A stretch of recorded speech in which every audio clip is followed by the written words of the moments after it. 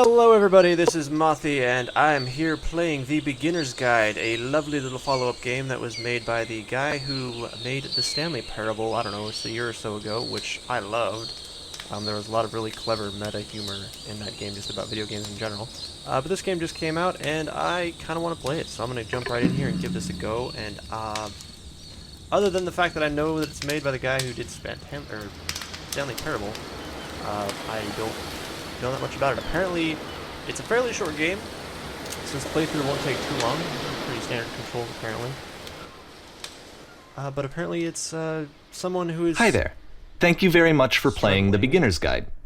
My name is Davey Reedon. I wrote the Stanley Parable, and while that game tells a pretty absurd story, today I'm going to tell you about a series of events that happened between 2008 and 2011. So technically it takes place before Stanley Parable. We're going to look at the games made by a friend of mine named Coda. Coda. Now these games mean a lot to me. I met Coda in early 2009 at a time when I was really struggling with some personal stuff, and his work pointed me in a very powerful direction. I found it to be a good reference point for the kinds of creative works that I wanted to make. I'm looking forward to this. So I don't think it's just to start you off, this is, I think, the first game he ever made. It's a level for Counter-Strike. You can walk around here, by the way. And mostly it's just Coda learning the basics of building a 3D environment. But what I like is that even though he starts from the simple aesthetic of a desert town, he then scatters these colorful abstract blobs and impossible floating crates around the level. And of course, it destroys the illusion that this actually is a desert town, a little bit. And instead this level becomes a kind of calling card from its creator. It's like a reminder that this video game was constructed by a real person. And it kind of makes you wonder, what was going through his head as he was building this? This is what I like about all of Coda's games. I mean, not that they're all fascinating as games, but that they are all going to give us access to their creator. I want us to see past the games themselves. I want to get to know who this human being really is. Can't jump over the sledge. And that's exactly what we're going to do here. So, it's 2008, Coda starts making these games, and he never releases any of them. He doesn't put them onto the internet, he just makes them and then immediately abandons them, and they sit on his computer forever. And I think he really understood this image of himself as a recluse. At one point, he jokingly renamed his computer's recycling bin to Important Games Folder. So, you know, this was just how he worked. He tended to crank them out one after the other without even really pausing to try to understand what he had just made, until suddenly one day, he just stopped. In 2011, that was it. He made his last game, and then he hasn't made another one since. And that's why I've taken this opportunity to gather all of his work together, is because I find his games powerful and interesting, and I'd like this collection to reach him, to maybe encourage him to start creating again. Make games, Coda. And if the people like you who play this also happen to find his work interesting, then I'm sure it'll just send that much stronger of a message of encouragement to Coda. So thanhanks for joining me on this. If you have a particular interpretation that I haven't mentioned here, or if you just need to get in touch, you can email me at daveywreden@gmail.com. Alright, so there he is, David Reedon. Okay, that's about it for introduction. Let's take a look at Coda's first proper game. As each game is loading, I'll show you the date that it was completed. This first one was made in November 2008. This is so bizarre. This is going to be interesting, though. There's a lot of, self-aware kind of meta-analysis of video games as a whole, and this is kind of what it was in Stanley Parable. It's a very different presentation, but I'm kind of looking forward to seeing where he takes this and how... I have a gun. The Whisper Machine status is active. Oh, this game is called Escape from Whisper. Oh, God, and it's one of the more generic games you'll see from Coda. Oh, I can shoot, too. That'd be weird to make a gun that I couldn't shoot. So, you know, that's a plus. Good job, Coda. Thank you for letting me shoot my gun. And giving me infinite ammo for it, apparently. Oh, there's a path. I'm already making choices like in Stanley Parable. And there's floating debris in my way. I chose poorly already. I've already ruined this. Okay. I hope I escape in time. The Whisper Machine sounds terrible. I don't know what it is, but I don't want the Whisper Machine. And apparently I'm the last person escaping, or I'm the last person alive. I don't know what. But either way, the Whisper Machine does not sound like happy times. Alright, we're losing choices now, so all of our doors are closed. And I'm already out of ammo, apparently, too. Security call. Fantastic! Hostile alien life forms inbound. Oh, God. door open. It kinda looks like this game was abandoned mid-development.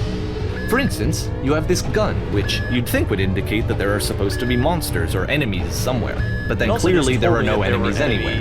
You can't even reload the gun when you run out of bullets. No, I cannot. But ultimately we don't really know. Maybe Coda thought that actually it was complete the way that it is. And I think that we should talk about his games for what they are, rather than for what they're not. Well, I gotta say, I mean, he did let me shoot my gun, which was kind of fun for a little while I had my one clip. I love how you can see the bottom of the universe from this room. Oh god, you can. I don't know, I mean, there theoretically is an end of the universe, right? That was actually, like, part of the thing in, like, the Hitchhiker's Guide, where you had the restaurant at the end of the universe, and you had, like, this beautiful view of nothingness or something like that. I don't remember exactly how Douglas Adams described it, but yeah, that's... Sure, we'll call that social commentary and not just an unfinished level. Doors open. Yay, they're not locked. This hallway that just leads to nowhere. But no, we're not thinking of this in terms of the spaceship. We're thinking about this in terms Apparently, of this space station has a labyrinth on it. Sure, I don't know. There's really no reason for it that I've ever been able to discern, so in the interest of time, I'm just gonna skip you on past it. Oh, thank God. Thank you. Thank God we didn't do that labyrinth. Okay, Whisper Machine. Still got to evacuate. Okay, this is the part that's interesting. The game has this narrative about the Whisper Machine and how it has to be turned off, and then you get to the engine room. Alright. I want to actually know the story of the Whisper Machine. Hey, Expound. You there, in the engine room. You could save us all. Yeah! That beam is powering the Whisper Machine. We could disrupt it by introducing a great enough heat signature. If you... Like a microwave? Your body could stop the beam. It's so much to ask, but for all of our lives, would you do it? Could you give yourself? Yeah, sure. It's just a video game, right? They're not gonna die in real life, am I? Am I?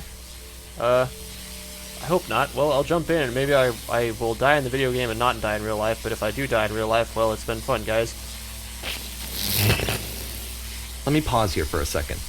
What you just experienced, stepping into the beam and then dying, is probably what Coda had initially intended when he was developing this level. Right. But when he first compiles and plays it, something goes wrong. There's a bug somewhere. And this is what happens instead. Okay. A bug is in it doesn't kill you? Oh no! What's going on? It doesn't kill you. Actually, it does kind of kill you. It just kind of teleports you out into space. The beam causes you to start floating. And this is an important moment for him. Because yes, this is technically a glitch, but Coda identifies something human about it. Like how small it makes you feel in the face of this larger chaotic system. Or this floating could be the afterlife, a peaceful place, juxtaposed against all of the hysteria that you've just had to traverse. You just died and you're like a ghost. I don't even know. I have no idea what he was thinking, but what's clear is that after making this, something lodges itself in his brain. He wants to do more of these really weird and experimental designs. So he stops work on this and moves on to a stream of tiny little games that go in all sorts of directions. Let's go ahead and take a look at the first game he made after leaving this one behind.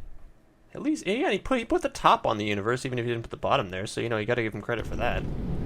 Oh god. Another bunch of corridors. Yep. In this game, you can only walk backwards. Oh, Jesus. I can't even turn. I can move the camera around, but I can't even... Okay, so we're just pressing S. Alright, the past was behind her. So apparently that's me, maybe? The past was behind me, so I'm stuck in the past and perpetually walking backwards and possibly falling off into abysses below these brick walls. Sure. Gotta love the lighting here. The lighting on the roof there. Ah! So it's a short and relatively minimalist experiment combining motion and narrative. It is less advanced than the previous game, but actually it seems to be more focused, more complete. Coda is trying to give it a unique voice rather than simply basing it on a pre-existing trope. That works. So yeah, it changed because you can't see what's coming, and so... Yeah, this is more like Stanley Parable, I think. Why does the future keep changing? I don't know, because you keep looking backwards, you have no idea what's coming, and it's commentary focused about living your life, and looking ahead and not getting caught up in the past. Actually, surprisingly wise. I'll give him that much. When she stops and looks, it becomes clearer.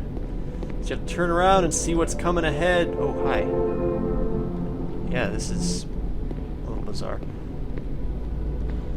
But the future, what does that say? Oh, I can't see it. I have to turn around. But if the future is always behind her, how will she find the strength, oh God, to confront it? It's a short little thought, it says what it wants to say, and then it ends. Didn't need anything more than that. Which to me concise. is why it works, because it gets out quick. Okay, next one. Makes sense. Sure. And now it's dark. Oh God, I don't like where this is going. And then he delves into the horror genre. At least there's an invisible wall so I can't walk out the abyss. Well, this is an interesting start so far. He's basically done a biography about the levels and games that his friend Coda has made over the course of a few years. And like basically a lot of thought experiments in video games. So I'm looking forward to seeing more of this. I hope you've enjoyed playing it with me too. It's available on Steam. I think it's only like $7 or $8 right now. Probably less if you're in Europe. But I definitely look forward. I'll give this a play. I'll really look forward to seeing the rest of the stuff that Coda's done. And really give him some encouragement. So yeah, again, buy the game, watch these videos with me, and we'll give Coda some encouragement so he can come back and do some really weird, mind-trippy video game stuff that apparently he has put on hiatus for 4 years now. But stay tuned for the next episode. This is Mothy. See you next time.